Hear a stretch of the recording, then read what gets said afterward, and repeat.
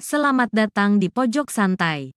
Sebelum Anda mendengarkan audiobook ini, kami menginformasikan bahwa channel ini adalah review audio dari buku yang ada di Indonesia. Untuk membaca keseluruhan buku ini, kami menyarankan membeli buku aslinya di toko buku kesayangan Anda, baik offline maupun online. Keberadaan channel ini dimaksudkan untuk membantu Anda mendapatkan pengetahuan dari buku-buku kesayangan Anda.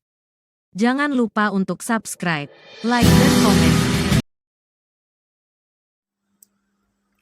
Selamat datang di Pojok Santai, channel khusus yang membahas komik dan novel dengan cara asyik. Tanpa disengaja, Walet dan Andika bertemu untuk pertama kalinya. Bagaimana kelanjutan perkenalan mereka? Yuk, langsung saja disimak video kali ini. Di sebuah pondok terbengkalai di pinggir desa, tampak dua orang berbeda usia sedang bercakap-cakap. Suara mereka lamat-lamat menembus curahan hujan gerimis di luar pondok. Dan mereka memang Walet dan Andika. Keduanya tampak akrab bertukar cerita setelah tadi berkenalan. Andika sudah memperhatikan seluruh sepak terjang Walet sejak di pasar. Pemuda itu terkesan melihat keberanian bocah kurus ini dalam membela orang lemah terhadap tangan kejam jiran. Makanya, pendekar Slebor tertarik untuk mengenal lebih jauh. Seperti juga Sentana, Andika pun merasa tidak ada salahnya bersahabat dengan seseorang yang usianya jauh lebih muda. Nilai sebuah persahabatan toh tak hanya bisa dinilai dengan perbedaan usia. Secara jujur, Andika mengakui kalau ketertarikannya pada Walet dikarenakan ada kesamaan sewaktu kecil dulu. Mereka sama-sama gelandangan, tak memiliki siapa-siapa. Dan mereka senasib hingga persahabatan itu sudah seperti keluarga sendiri. Dan mereka pun sama-sama tak sudi melihat ketidakadilan, kesemena-menaan, dan kekejaman yang terjadi di depan mata. Bedanya, Andika kecil memilih jalan menjarahi pundi-pundi uang milik para penguasa lalim, sedangkan Walet menentang orang-orang lalim dengan kekuatan batinnya. Jadi, Kang Andika tak tertipu oleh kekuatan batinku? Tanya Walet seraya merapatkan kain pusaka pinjaman Andika ke tubuhnya. Andika mengangguk. Aku juga tidak mengerti. Kenapa orang lain tertipu sedang aku tidak? Jawab Andika. Mungkin karena Kakang memiliki hati yang bersih, duga Walet. Oh ya? Bersihnya hati Kakang Andika karena berpegang teguh pada kebenaran. Sebagai amanat Tuhan, keimanan pada Tuhan tidak membuat orang muda terpengaruh sesuatu, tutur Walet. Mendengar ucapan bijaksana bocah kecil di depannya, Andika tertawa renyah. Dikucek-kuceknya rambut Walet seperti sikap seorang kakak pada adiknya. Andika tidak bermaksud meledek Walet. Dia tertawa karena merasa tak percaya kalau ucapan penuh makna tadi terlontar dari bibir seorang anak 11 tahun. Kau anak yang hebat, Let, puji Andika tulus. Ah, masa? Setiap orang bisa berkata seperti itu, Kang, asal dia bisa memperhatikan hidup yang dijalaninya. Serga Walet menghindari pujian Andika. Lama keduanya berbincang simpang siur, berbagai kisah duka atau suka. Namun, tunggu Let, tukas Andika tiba-tiba.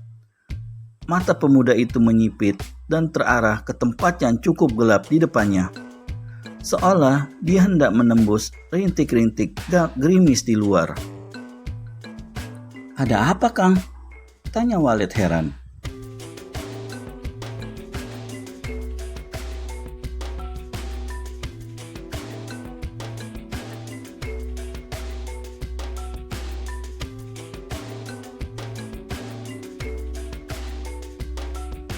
Aku melihat seseorang berdiri di sana tadi.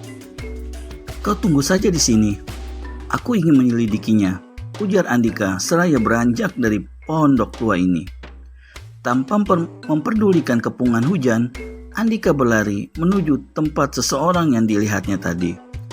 Wajar saja jika kecurigaannya timbul, karena tidak biasanya seseorang berdiri di bawah curahan gerimis dan kukungan udara dingin. Begitu cepat Andika berkelebat, sehingga sebentar saja tubuhnya tiba di tempat tujuan. Namun ternyata, di situ Andika tidak melihat orang tadi. Bagi pemuda itu, hal ini tergolong aneh. Bagaimana tidak, tempat itu berupa padang rumput luas yang tidak memungkinkan seseorang bersembunyi.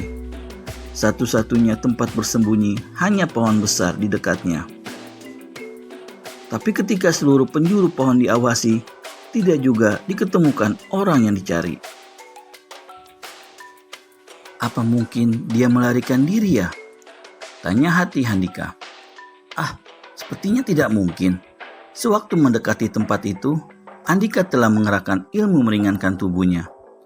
Di dunia persilatan, kecepatan gerak warisan dari buyutnya yang berjuluk Pendekar Lembah Kutukan memang sulit dicari tandingan. Bila orang itu melarikan diri, tentu masih sempat terlihat. Lalu kenapa tiba-tiba orang itu menghilang bagai menyatu dengan desir angin malam? Aneh, bisik Andika tidak mengerti. Belum lagi keheranannya terjawab, mendadak saja ada teguran lembut di belakang Andika. Tuan, meski sapaan itu tak terdengar keras, Andika tetap tersentak. Lagi-lagi di benaknya digerayangi keheranan. Kenapa tiba-tiba pula orang itu muncul lagi? Tak ada suara sekecil apapun yang tertangkap telinga Andika. Bahkan desah napasnya sekalipun.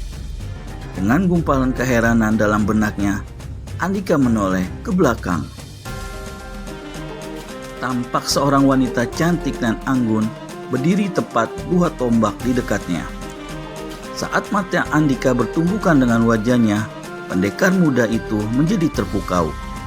Tak pernah dalam hidupnya wajah secantik itu dilihatnya.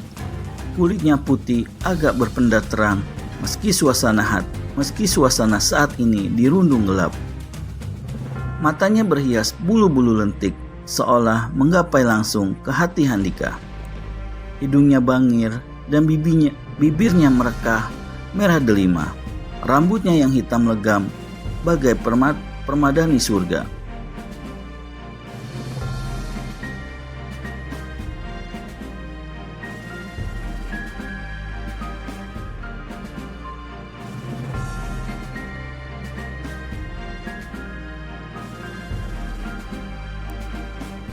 Tubuhnya yang tinggi sintal diselimuti gaun kuning rembulan. Andika menarik napas dalam-dalam. Mencoba menguasai getaran asing yang mendadak menyeruak dalam relung batinnya. Dia benar-benar sempurna, desah Andika tak sabar. Tuan, sapa wanita itu sekali lagi. Andika terkesiap dari keterpesonaannya. Sambil mengutuki dirinya yang bersikap seperti orang bodoh, bergegas dilontarkannya senyum ramah. Namun, yang terlihat di bibirnya ternyata lebih mirip ringisan seekor kuda pikun. Maklum saja, dia begitu kikuk. Kau ini siapa? Tanya Andika agak tergagap. Tak terdengar jawaban dari bibir wanita cantik itu, kecuali membalas senyum Andika dengan keranduman bibirnya. Sehingga memaksa jantung Andika kian berdetak tak karuan. Kau mau menjawab pertanyaanku tadi kan? Kata Andika. Tolong aku Tuan Pendekar, pinta wanita itu. Tak sedikit pun menjawab pertanyaan Andika sebelumnya. Sepasang alis sayap elang pemuda gagah itu bertaut. Tolong bagaimana? Bisik batin Andika lagi. Bencana itu, aku terpaksa melakukannya. Tolong aku Tuan Pendekar, lanjut wanita cantik itu, makin membingungkan Andika. Tunggu dulu Dik, bisakah kau jelaskan padaku satu persatu? Tanggap Andika sambil menggaruk-garuk kepala. Matanya kali ini menangkap bias kemurungan di wajah wanita itu. Cukup lama Andika menunggu jawaban, tapi wanita di hadapannya tetap tertunduk dalam-dalam. Andika menggeleng-geleng kepala, dan saat menggeleng, matanya terlempar ke arah lain.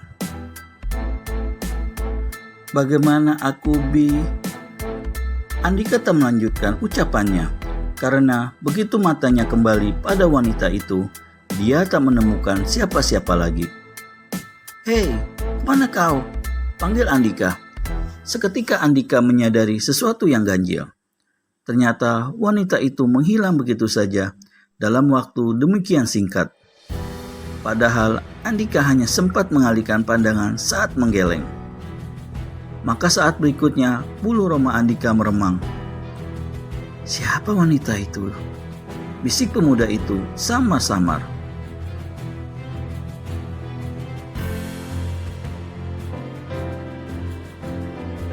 "Ya, siapakah wanita itu?" Tiba saja dia muncul di tempat yang tidak dilalui manusia, meminta tolong tanpa mengenalkan dirinya terlebih dahulu. Manusiakah atau makhluk haluskah dia? Temukan jawabannya hanya di channel Pojok Santai. Segera subscribe dan tekan tombol lonceng untuk mendapat notifikasi video selanjutnya. Terima kasih dan sampai bertemu kembali.